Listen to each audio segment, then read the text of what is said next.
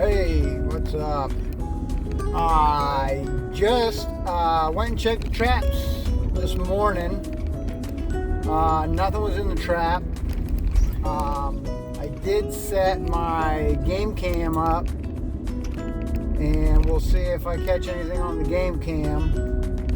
But after I checked the traps, I went and picked up some more trees to go ahead and put in the yard.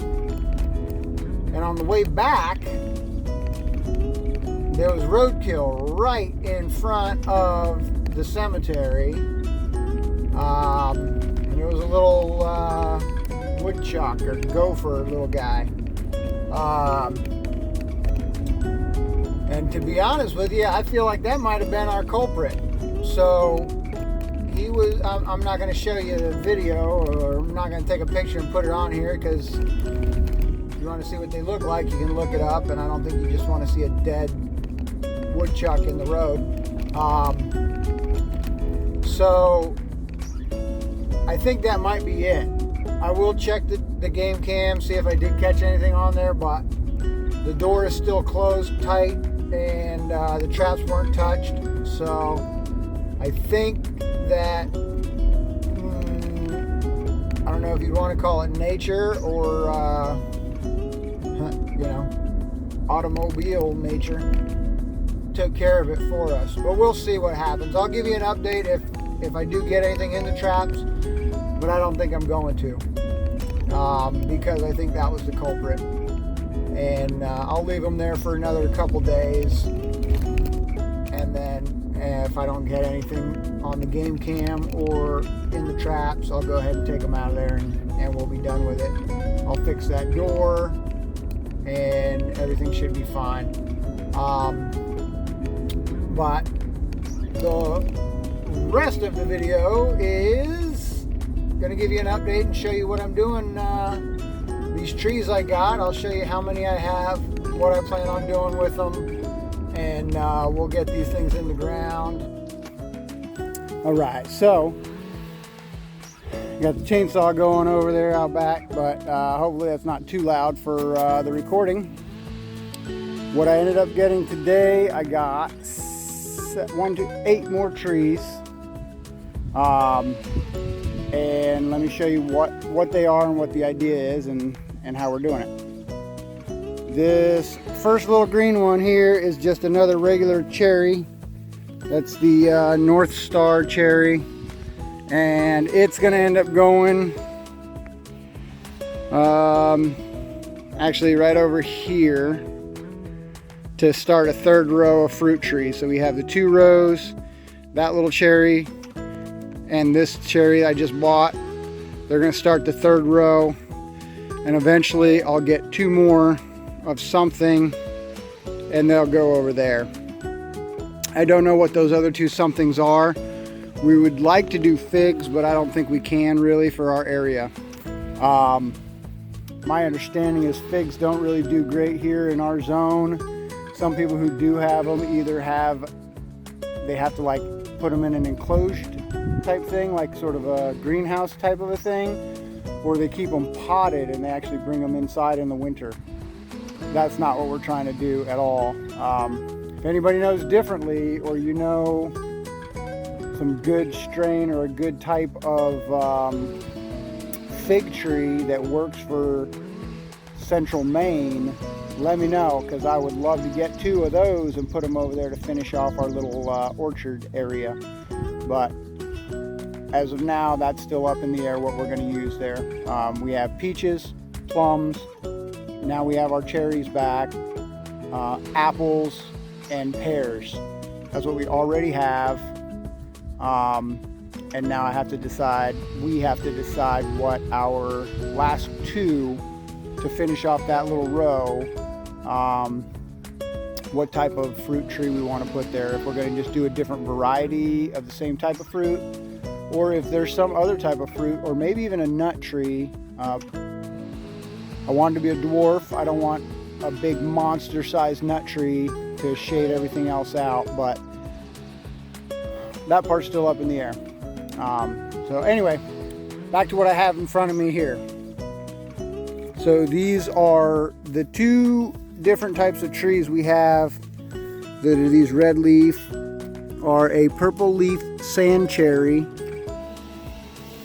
and that's another sand cherry. Okay, and this Newport purple leaf plum. So what I was able to get is, and if you look, that first one is a plum, purple leaf Newport plum. The second one is a sand cherry. So I have 4 of the plum, and I have, let me get a head count here so I'm not lying to you. So it's 1, 2, 3, 4, 5. Yeah, so 5 and 4 is what we have. So with the layout, my understanding, I talked to the folks at the nursery where I bought these, and they said the foliage looks, you can tell just from looking at them, the foliage is almost identical. The size of the trees is very similar. The Newport plum may get slightly larger when full grown, but they're very similar size and everything else. The only real difference is when they bloom. Neighbor. When they bloom, I may be backwards on this. I believe they said the Newport plum has a more of a darker pink color to the bloom, and the sand cherry has a very, very pale pink, almost white flower. So what I'm going to do, I debated on whether I should stagger it and put, you know, plum, cherry, plum, cherry, plum, and then the opposite on the other side, or the same on the other side. But then I bought every one that they had, and because the curvature of the driveway, what I'm going to end up having is 5 trees on one side and 4 trees on the other. So basically what I'm going to end up doing, instead of staggering every other one, because I don't have the even number of trees, I could, I guess, still do it. But what I think I'm going to do is, I started the first row with a plum, so I'm going to put 3 cherry and then a plum at the other end. And then on the other side, I'll do the same thing. It'll start a plum, 2 cherry, and then a plum at the end.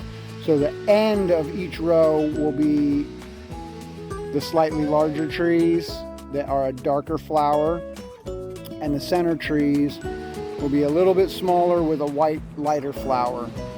And I think that'll look nice.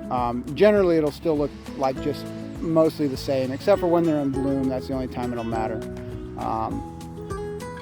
So that's, I don't know, that's just kind of random way I thought about it, and that's what I came up with. No real rhyme or reason, just kind of me thinking out loud out here.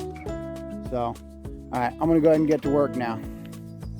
Alright, so I don't know if anybody is watching this and wondering, but if you are, I guess I'll share a little bit of what I'm doing and why. I'm planting these trees, obviously, but when it comes to digging the hole and putting the tree, I'll tell you my way of doing it. I was told this by someone who knew what they were actually talking about, and it's what we did with our fruit trees, and they've all been great. It's worked well. So I'll show you the way I do it. There's a technique that I use, and then there's a couple things that were told to me by a gentleman who raises and sells fruit trees for a living. That's his business.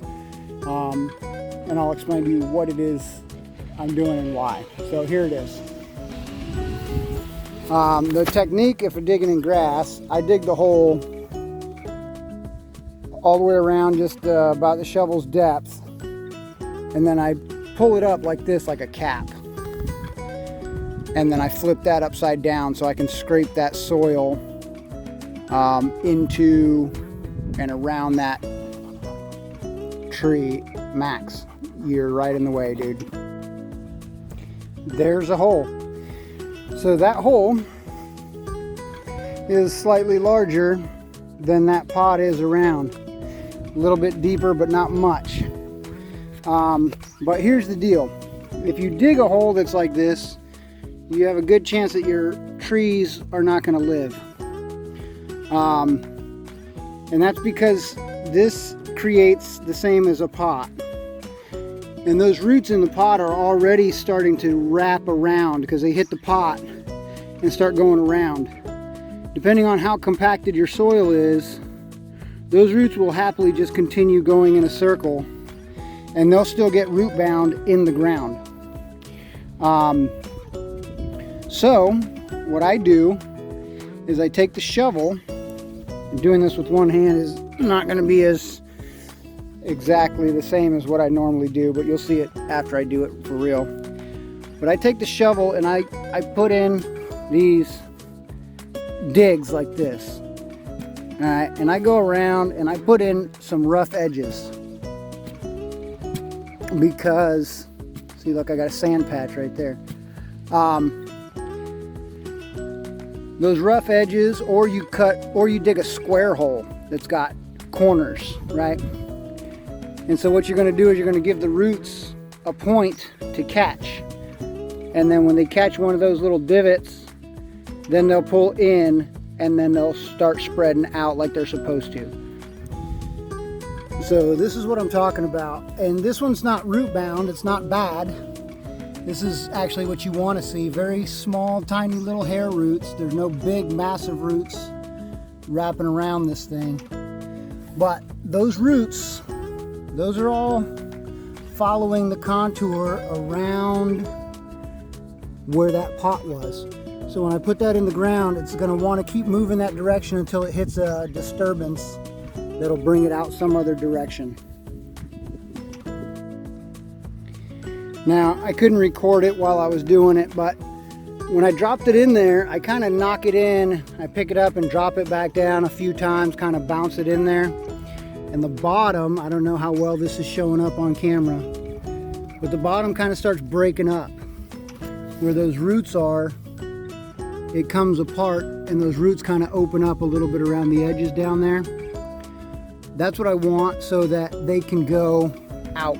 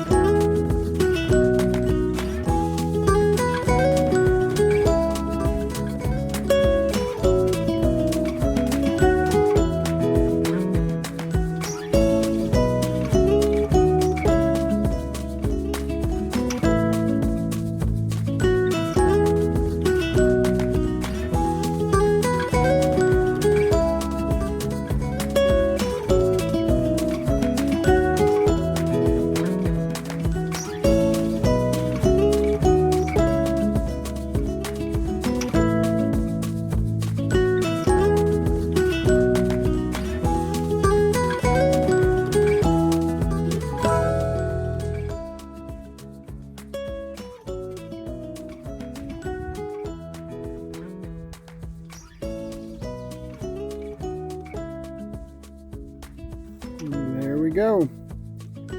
So we've got the sand cherry and the Newport plums lining the driveway, 5 on the left and 4 on the right as we're looking there. And we got 2 actual cherry trees that'll hopefully continue to give us cherries because they actually have cherries on them right now. But you know, at nurseries they get all kind of extra nutrients and they get pumped full of stuff to keep them really going. I throw down a 10-10-10. That's all I put on the trees, on the garden area, any of this plants I'm growing. I just use a basic 10-10-10. And the compost that we make I'll use that to just top off a little bit around the trees each year. I'm still working on building that. I don't even have good compost, but there you go. That's my job for the day. Thanks for watching, and come check out the next video. See ya.